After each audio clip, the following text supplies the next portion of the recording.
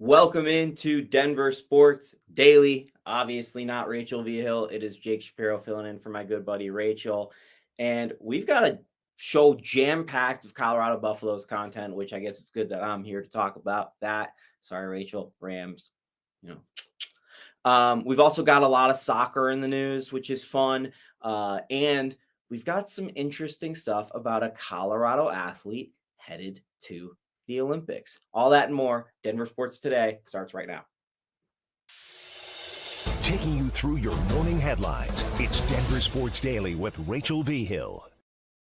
All right, on Denver Sports Daily, we are talking about the Big 12 media days to start. Deion Sanders and the Colorado Buffaloes, some of them were out in Las Vegas for the rejoining of the Big 12 by the University of Colorado Boulder.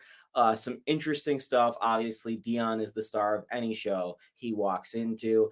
And Deion made like 7 different headlines yesterday with his noon press conference. I was covering it for denversports.com. And the main thing I wanted to focus in on, at least from an importance of what's going on in their actual schedule, is look at what he said about North Dakota State. Quote, "They're good.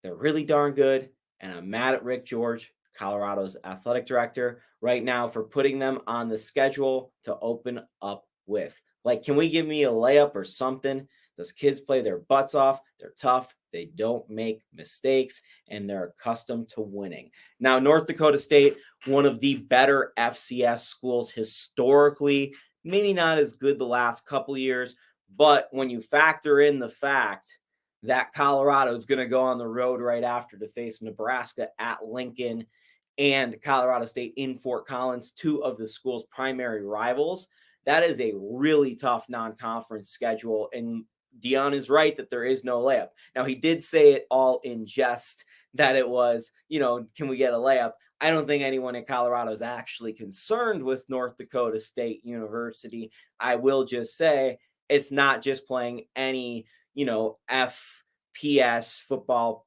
playoff subdivision, the lower division football championship subdivision school. Like it's not just a layup. And I personally have been at Folsom Field for multiple losses for the Colorado Buffaloes to schools from lesser divisions. And I was in school the year they only won games against schools from lower divisions. So that is truly going to be a tough matchup. And I think people maybe are overlooking that because of the hype of the Colorado State Rocky Mountain Showdown game, as well as the fact that this is the final Nebraska game of Nebraska-Colorado series for quite a while. Also said by Deion Sanders is he is really going all in on the idea of Pat Shurmur as the offensive coordinator. Now, Shurmur, of course, was the OC for the Denver Broncos, was an NFL assistant coach of the year type guy before he came to Denver and teamed up with Vic Fangio.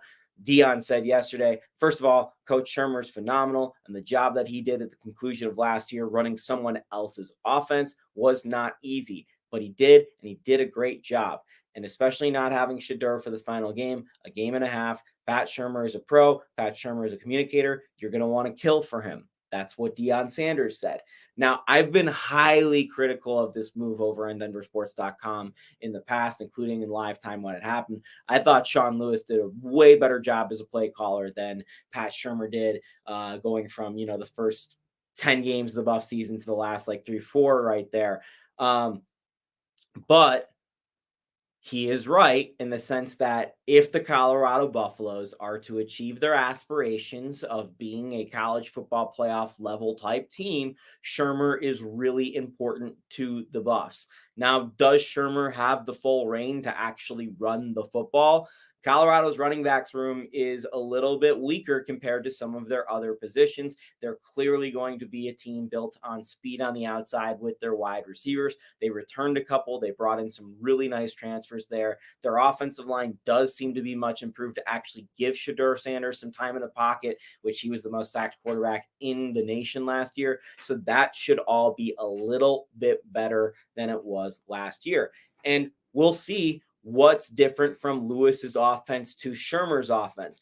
But Shurmur running Lewis's offense in the second half was undisputably worse with or without Sanders than just the Lewis offense in the first half of the season. It lacked creativity. It was some of the same issues we saw with the Denver Broncos when he was the offensive coordinator there. So I'm in wait to see mode on what happens here with Shurmur and his system, but I don't have my hopes high that he is going to turn over the keys and have the Ferrari running as well as the Ferrari would like to be run, so to speak.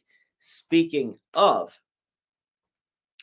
our Ferrari for our nation's soccer program, crashed really badly over this last couple weeks in the Copa Americas, falling in a tournament on home soil. And USA Soccer has been really disappointing on the men's side now for a couple of years. And they fired their manager, Greg Berhalter, yesterday. This does have several different Colorado implications. Of course, the biggest one being the World Cup is coming to the United States of America in 2026. Colorado did not get chosen as a host venue for that. But some of Greg Berhalter's biggest wins, including a win versus Mexico, did come in Denver. And U.S. Soccer did announce that Cole Bassett was not a member of the Olympic team, which is not the senior national team, but obviously Berhalter is involved in this program. Right now, everything U.S. Soccer does seems to be somewhat of a mess. And firing Berhalter is maybe a step in the right direction, hopefully. Some of the names around this job in terms of who U.S. Soccer could get are fascinating names. Some of the biggest managers in world soccer. And if U.S. can score one of these guys, maybe we do see a renaissance headed into 2026, and we do take advantage of the fact that the World Cup is on home soil instead of like we're seeing right now with Copa America, where other nations have taken advantage, where yesterday multiple finals in giant soccer tournaments were set, including the Copa final. Argentina, who won on Tuesday, is going to face Colombia. That's on Sunday, as well as the Euro final, England and Spain. What I will say about Argentina, Colombia, obviously it's cool to see Messi continue to hit that level and play well. Colombia, there was a brawl in that game. We'll see what kind of implications come out of that. The Euro final the semifinals were unbelievable, and England scoring that last minute winner to move on. That tournament has just been bananas from the start. I know people aren't necessarily the biggest soccer fans that watch this show, but I would implore you Sunday to sit down for 4 hours and watch 2 hours of each game because they have been truly bananas. Last night, we also had Team USA playing Canada in an exhibition. They won that game 86-72. Jamal Murray was a participant in that game for Team Canada alongside MVP candidate Shai Gilgeous-Alexander. Both of those guys struggled mightily against USA's top-tier defense on the perimeter, led by Boston Celtics guard Drew Holiday. But speaking of Boston Celtics guards on Team USA, Derek White, a Colorado native, is going to be a member of Team USA at the Olympics as Kawhi Leonard dropped off the team due to a history of knee issues. Derek is the first Colorado Buffalo to play for Team USA since Bertie Harrelson in the 60s. I think he was on the Mexico City team with Bill Russell, and he never played in the NBA because he believed in amateur basketball. That's how long ago we're talking. I also believe that Derek is the first Colorado high school graduate to play for the Dream Team and the USA men's basketball team at the Olympics. As a friend of Derek's, I am very excited for him, and as a longtime supporter of him. And I think we all can get behind the fact that this kid is really Colorado through and through, had to tough it out at some of the less glamorous high schools in the state, wasn't a highly regarded prospect, goes to Colorado Springs, builds himself up, gets the transfer to Colorado, turns himself into a first-round pick, then uses that into turning himself into one of the better defenders in the NBA. I think we're just all really proud of Derek, and it's going to be really cool to see him playing alongside LeBron James, Steph Curry, Kevin Durant, Anthony Davis, Joel Embiid, some of the greatest players in the world. What I will say from Team USA last night, and Derek was not yet a participant because that was announced earlier in the day, They looked a little rough in the first half. I liked their second unit maybe a little bit more than their first unit. Their first unit's full of a lot of veteran guys who maybe aren't where they were a couple of years ago,